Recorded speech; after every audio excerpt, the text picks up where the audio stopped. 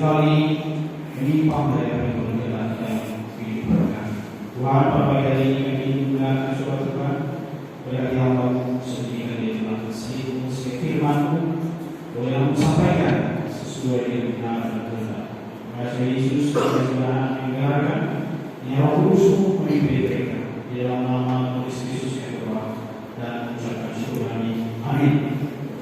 Ya, pada hari ini kita akan melanjutkan kembali tema yang sama. Kalau masih ingat tema ibadah Selasa 10.000 yang disampaikan oleh Suatu Betaria, ada yang tahu tema yang masih ingat?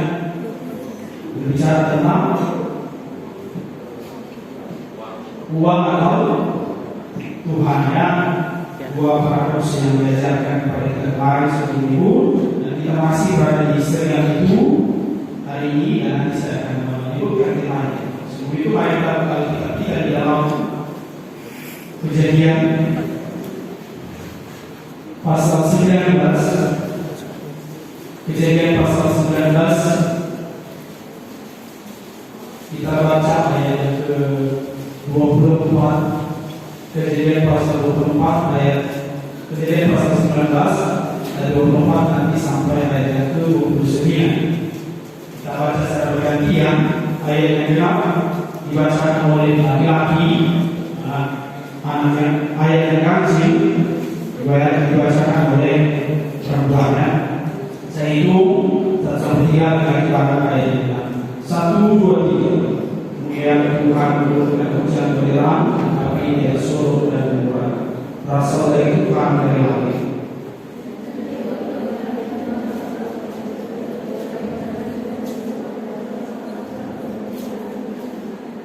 Tetapi istri Lot yang berjalan mengikuti menoleh ke belakang lalu menjadi tiang darah.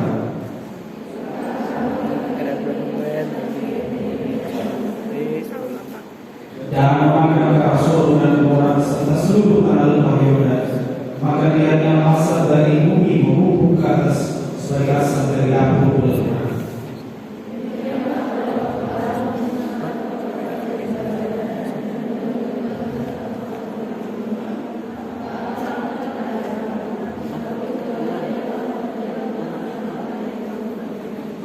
Amin. Berarti Tuhan bagian kita baca merenungkan demi melakukan benar firman Tuhan. Nah, sebelum saya mulai, saya berikan satu pertanyaan kepada semua, boleh menjawab nanti. Coba kamu pikirkan sesuatu hal yang menurut kamu dalam hidupmu itu sesuatu yang sangat berharga. Saking berharganya, kalau tidak ada itu, maka kamu tidak dapat menikmati hidup.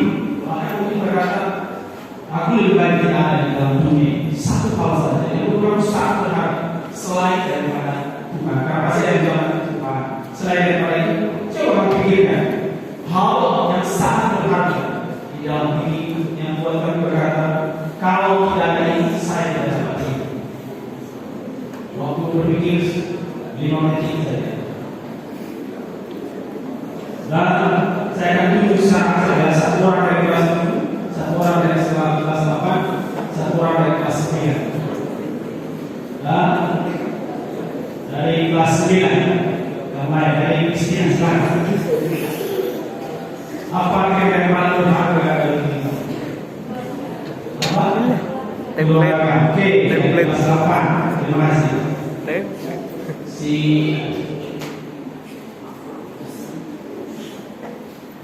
Kevin, silakan. Yang paling berharga bukan?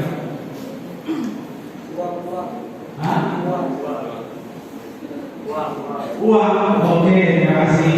Oke, sekian. Kelas 7. Ini dia. Siapa namanya ini? Ini bisa. Di belakang. Si David, silakan David. Apa yang paling berharga? Nyawa. Oke, semua menjawab dengan sangat luar biasa. Memang itu sesuatu yang penting dalam kehidupan kita. Kalau tidak ada itu, kita tidak bisa langsung kaki dengan baik. Nah, Nah, hari ini kita akan belajar satu bagian dari firman Tuhan tentang bagaimana kita menyikapi ketika kita memiliki sesuatu yang sangat berharga dalam kehidupan kita. Bagaimana kita bisa menguasai kita agar jangan sampai apa yang kita anggap paling berharga itu membinasakan kita pada akhirnya. Itulah yang kita lakukan pada firman Tuhan berbagi hari ini, dan terlebih akhirnya kita menemukan mana yang lebih utama di dalam kehidupan kita. Itulah tujuan kita belajar tentang firman Tuhan berbagi hari ini. Ya, di atas saya sudah berikan satu slide.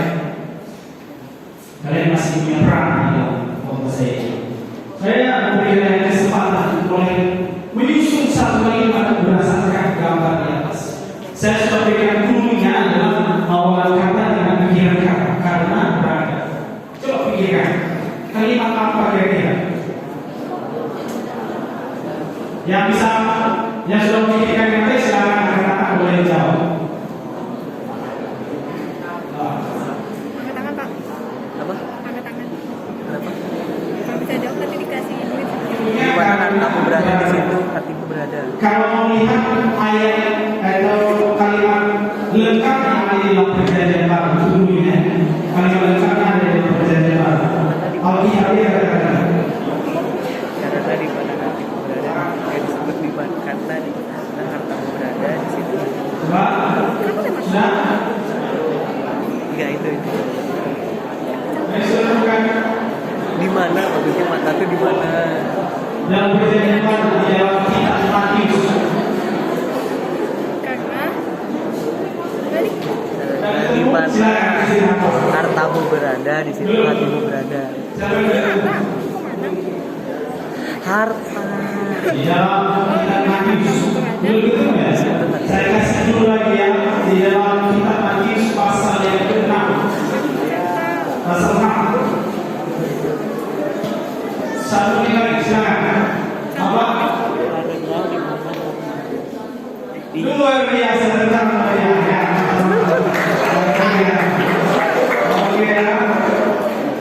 Di dalam Matius pasal 6 ayat 21 dikatakan, karena di mana hartamu berada, di situ juga hatimu berada. Itulah tema ibadah pada pagi hari ini. Di mana? Untuk melihat di mana pakai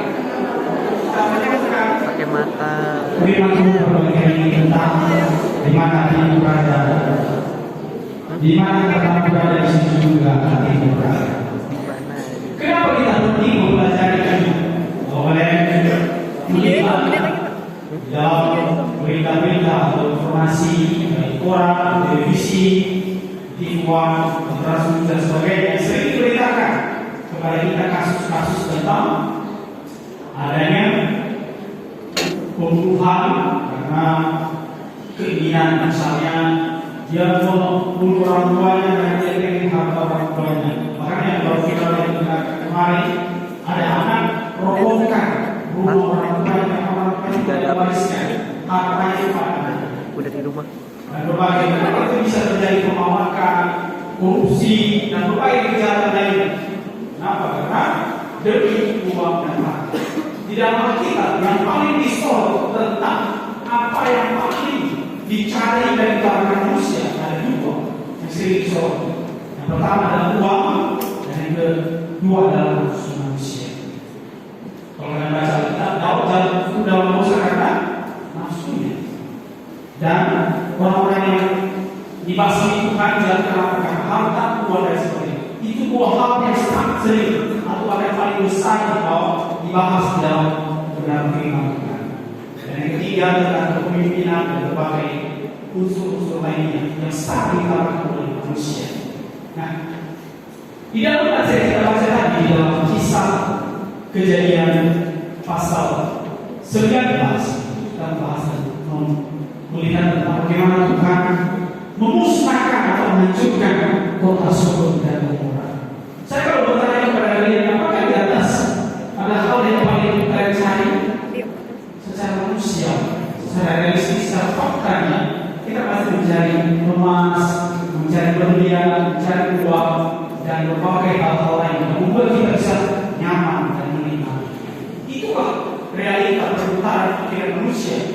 kalau dia tidak mengungkapkan Tuhan di dalam kehidupannya. Itulah yang harus kita pikirkan di dalam kehidupan kita. Bahkan dikatakan dalam firman Tuhan oleh contoh kita yang kemarin adalah akar dari segala kejahatan adalah uang. Lalu bagaimana supaya kita jangan sampai karena ini sesuatu yang utama kita dapat menguasai hidup yang baik? Itu yang saya sampaikan tadi. Mari kita merenungkan kepada firman Tuhan. Sebelum saya lanjutkan, mari kita lihat satu video ini supaya bisa paham.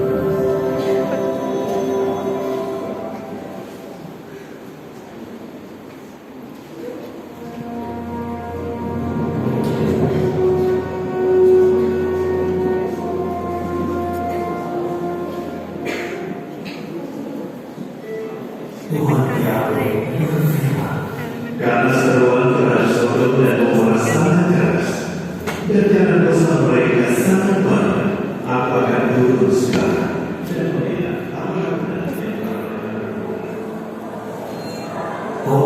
kota Sodom dan Gomora dengan kejahatan, percaturan, pembunuhan merajalela, dan pesta pora yang mewah. Hingga mereka teriak-teriak menentang Tuhan, berperang melawan Dia, membuat Bapa marah.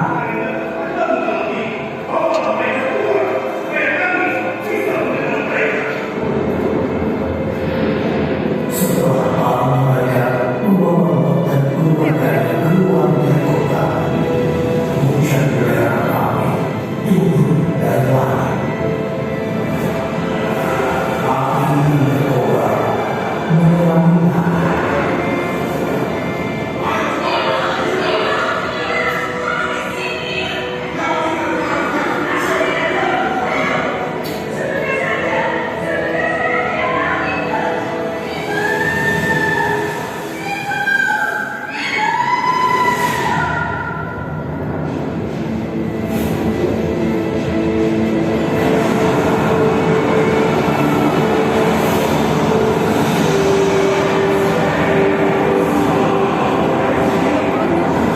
Sodom dan Gomora dan semua penghuninya disengat menjadi api,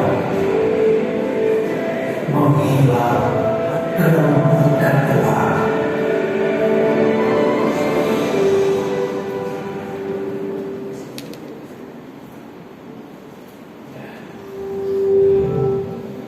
Video tadi adalah bagian singkat dari akibat kekerasan hati manusia yang terlalu mengutamakan dunia.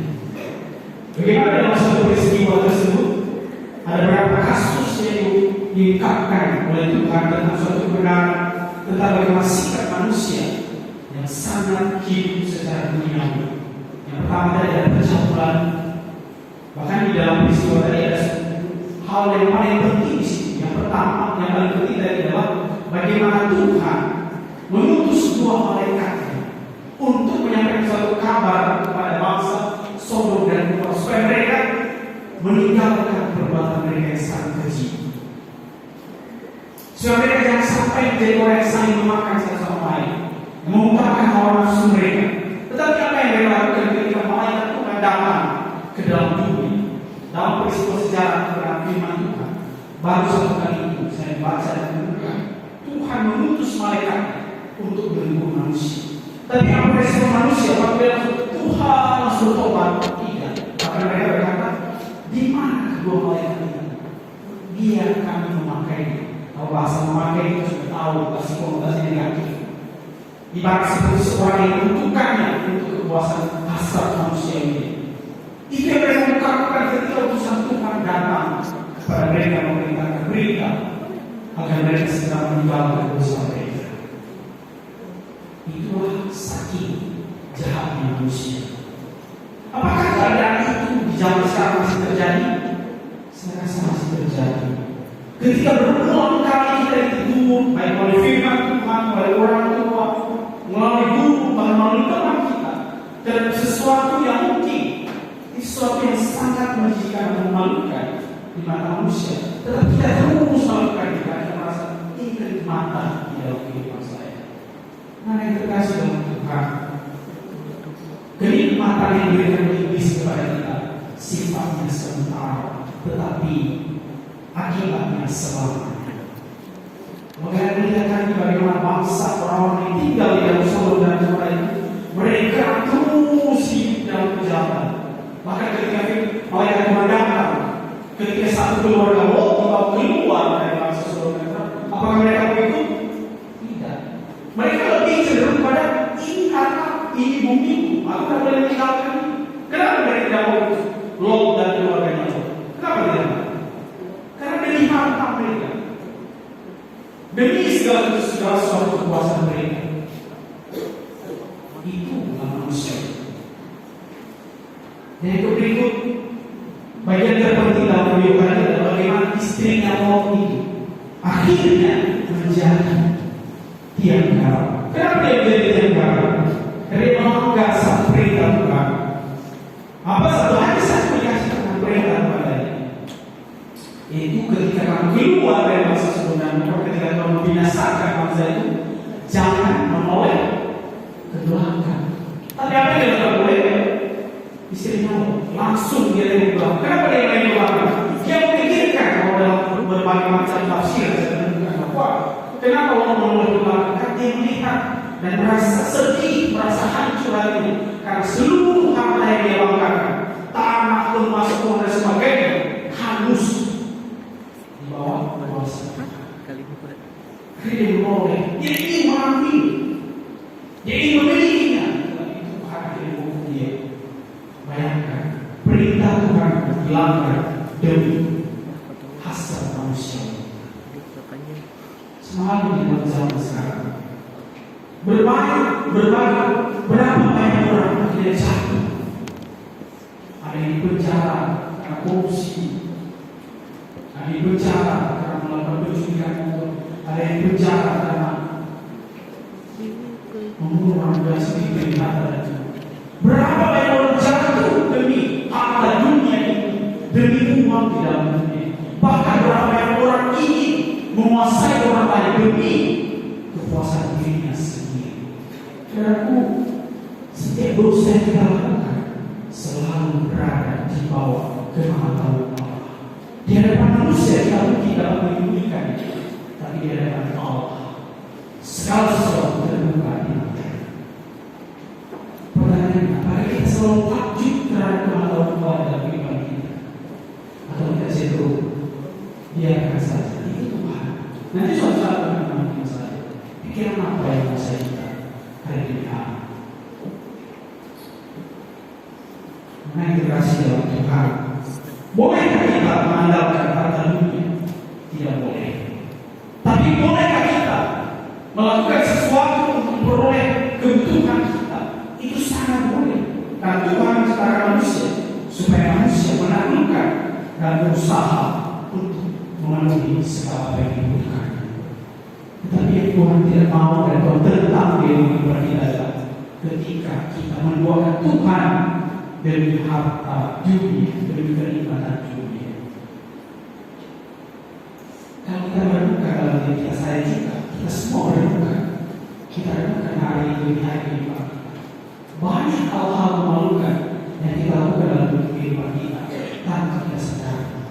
Kenapa? Karena manusia kita terlalu besar dibanding dengan apa yang Tuhan berikan. Melalui peristiwa Sodom dan Gomora kita sudah belajar bahwa apapun yang kita andalkan di dalam dunia ini yang paling utama menjadi inti dari kehidupan kita, itu tidak ada, karena semua bersifat sementara. Semua yang akan diambil bahkan bisa digantikan Tuhan dalam sekejap. Semisal ya, kita nanti kalian punya uang di bank 1 miliar, coba bayangkan orang yang punya uang 1 miliar belum tentu bahagia di bank 1 atau 1 triliun misalnya. Karena kenapa? Karena kalau itu terus saya pikirkan yang tidak berjalan, dia duduk, dia pikir bagaimana uang di banknya masih ada tidak? Bagaimana ini? Apakah ini betul atau bagaimana? Kalau itu terus saya memiliki dan kita pikirkan dalam kehidupan kita, maka akhirnya kita tidak dapat menikmati. Nah, terkasih dalam Tuhan bagi kita semua, harta di dalam Karena hidup berkata adalah sementara. Suatu titipan. Kalau Tuhan ambil dalam serikat, Tuhan bisa ambil. Sangat mudah. Lalu bagaimana cara kita bisa berbahagia dengan apa yang Tuhan berikan kepada kita segala sesuatu ini? Bagaimana caranya? Dalam firman Tuhan dikatakan, carilah dahulu kerajaan Allah, maka semuanya akan ditambahkan kepadamu. Cari dahulu kerajaan Allah, maka semuanya akan ditambahkan. Yang artinya cari dahulu kebenaran firman Tuhan dan prinsip-prinsip dalam Kristen, bagaimana cara kita mengolah segala sesuatu yang diberikan kepada kita, sehingga kita tahu ini positif, ini lebih utama, ini hanya sebagai penunggu saja. Sama halnya dalam kita saat kita belajar sedang sekolah. Apa yang terutama saat kita sedang sekolah? Apa yang kita rasakan? Apakah pembacaan yang menjadi prioritas kita? Tidak demikian. Yang terutama adalah bagaimana kita mengisi pikiran kita dengan segala kebenaran yang berguna bagi kita. Karena saya melihat ada orang yang bisa belajar, bisa ini dan itu. Kalau ini berbuat sesuatu sama dia cuekin langsung down. No, itu bukan kemudian yang baik. Makanya saya katakan banyak tindakan-tindakan dalam iman kita yang membuat diri kita sendiri karena pikiran kita itu terbukti sendiri karena perilaku dan pikiran kita sendiri. Di dalam slide yang pertama tadi saya memberikan satu wawasan. Di dalam slide yang pertama kita bahas tadi saat kita mengatakan karena di mana harta berada di situ juga hati berada. Ada satu kasus yang saya kasih tentang hati. Di mana hati itu sebenarnya? Apakah di sini kalau kita sakit hati, sakit hati, di mana hati berada? Di sini ya. Secara normal, secara anatomi kalau kita belajar anatomi manusia, hati manusia secara normal di sini. Makanya kita sering kalau saya lihat musik. Padahal kalau kita belajar secara benar ya, hati manusia atau sumber yang membuat manusia bisa merasakan sakit, bisa merasakan sedih, dan bisa merasakan kekacauan dan sebagainya. Di mana dia mengolah pikiran? Sebenarnya di mana? Saya waktu melihat teori saya pertama mana benar, itu bukan benar. Hatinya di sini lah. Tapi ternyata saya ini belajar dari balik bahwa sumber yang membuat kita bisa merasakan sakit hati, bisa merasakan kekecewaan dan kesedihan seperti itu ternyata di sini. Ada di sini. Tapi coba bayangkan ya, kalau kita misalnya kesal sama orang lain, sakit hati. Coba bayangkan kalau 10 kali kita udah betul-betul 5 menit kemudian datang ambulans dibawa ke rumah sakit, masuk ICU, selesai hidup kita. Jadi saya anggap normal kalau orang sakit hati dia sedikit, supaya jangan sampai mencelakakan dirinya sendiri. Karena kulit kepalanya sakit sekali. Saya waktu menerima itu geleng-geleng kepala. Tapi saya akhirnya sadar bahwa di dalam sini tidak ada sumber yang membuat kita dapat berpikir, tidak ada sumber pengaliran dana. Ini tidak ada di sini tempat berpikir. Ya, di sini semua alam kita memberikan segala sesuatu. Maka misalnya dari tentang apa yang paling berharga dalam diri kita adalah di sini kita pikirkan. Kita sering mengumpul. Tanpa sadar kita sering berbuat sesuatu yang kotor dalam iman kita. Maka kita tidak tahu kalau ini seperti itu. Nah, banyak juga dalam kehidupan kita hari ini yang mencuri kebahagiaan kita di dalam Tuhan. Selain daripada uang, selain daripada orang kita kasihi, selain daripada orang tua kita, dan berbagai hal lain. Maka yang terkasih dalam Tuhan, firman Tuhan pada hari ini mengingatkan kepada kita bahwa apa yang kita banggakan di dalam dunia akan hancur dengan ketika itu menjadi pusat dari kehidupan kita hari ini. Maka ada yang antara kita ataupun saya sendiri, dia tidak mau bergaul dengan ini dan itu karena mobilnya sudah berubah, sudah jadi mobil yang luar biasa. Karena dia bikin dan kalau dia bikin istana, dia bikin sesuatu apa? Tuhan menitipkan setiap orang suatu harta yang berbeda-beda. Kalau kamu jadi orang yang luar biasa pendidikan, berarti Tuhan menitipkan kamu tanggung jawab yang besar kalau kamu jadi berkata sesuatu. Tidak perlu kita meninggalkan teman kita karena dia sudah naik level atau apa. Karena semua manusia yang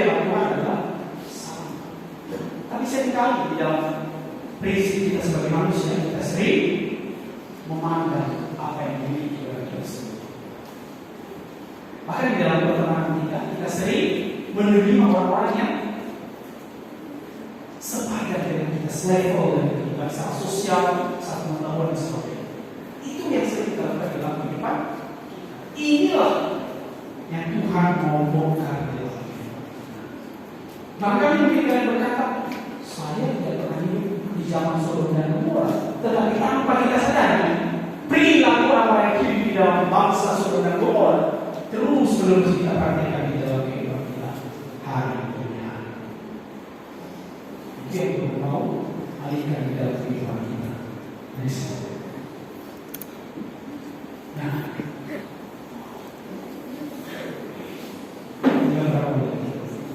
Mari kita kasih dalam Tuhan di dalam Matius pasal yang ke-6 21 yang kita katakan tadi, di mana harta berada di situ juga hati berada. Apakah tidak bisa keluar dari apa yang Tuhan ungkapkan kepada umat Allah pada waktu itu dia khotbah di bukit?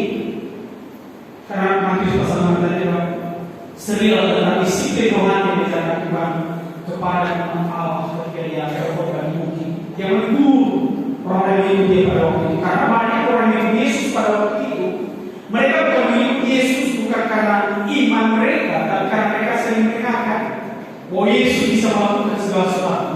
Ketika mereka menyaksikan ketika Tuhan perintahkan kepada Petrus, ketika Petrus sedang menjalankan, dia bilang lemparkanlah jalan ke sebelah sisi, dan kemudian ikan melimpah dengan sangat banyak.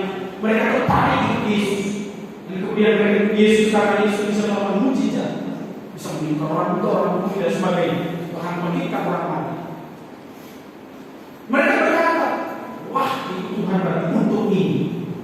Saudaraku, banyak orang salah paham bahwa ketika kita membutuhkan bukan harta dunia yang terutama Tuhan limpahkan kepada kita, bukan kehidupan yang terutama Tuhan limpahkan kepada kita.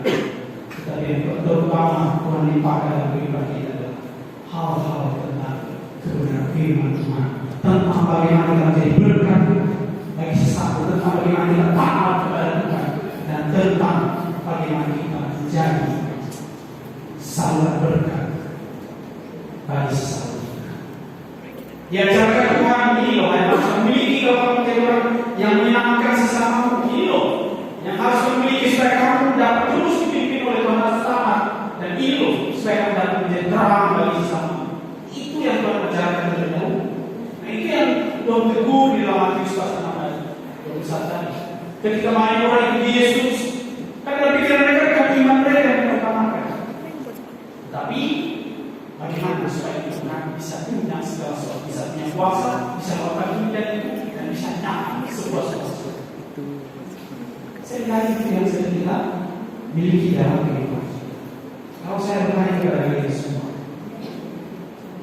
berapa banyak di antara kita yang masih aktif, terlepas dari perbedaan kita percaya, yang masih datang beribadah kepada Tuhan? Berapa banyak? Dan dari yang masih aktif datang. Bahkan ada satu kali saya berkomunikasi sama seorang bilang, ngapain saya ke gereja? Ada jurnalis uang tadi. Saya harus menjawab, kamu tahu tidak?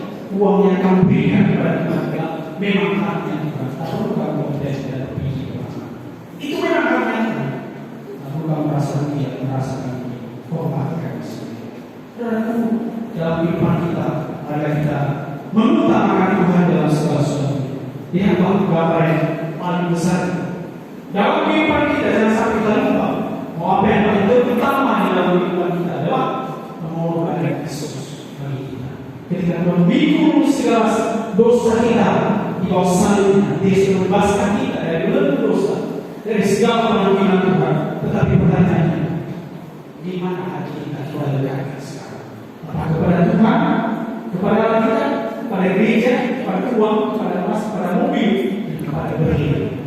Di mana hati kita semua kita lekatkan sekarang? Jika kepada benda-benda yang ada dalam hidup, segala berubah dan kembali hati kepada Tuhan, supaya Tuhan dapat memiliki hidup kita semua dengan baik.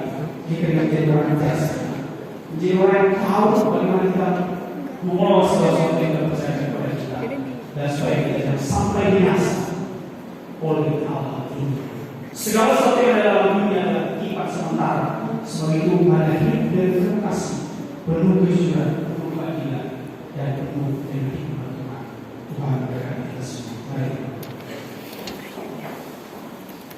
Mari bersyukur karena dia mau mengingatkan Roma sampaikan terus belajar mengutamakan mencari Tuhan dan mengisi hati dan pikiran dengan dan kebenaran yang baik. Sehingga kelak ketika mereka menjadi sesuatu yang luar biasa untuk mereka tidak menyasar oleh dunia atau berkata dunia, tapi mereka senantiasa taat dan jadi dekat dengan Tuhan. Mereka sudah hamba mungkin terus mimpi dan mereka berkata hati bahwa mimpi yang kasih. Terpujilah Tuhan di dalam nama Tuhan Yesus Kristus yang berdoa dan mengucapkan syukur. Amin. Terima kasih.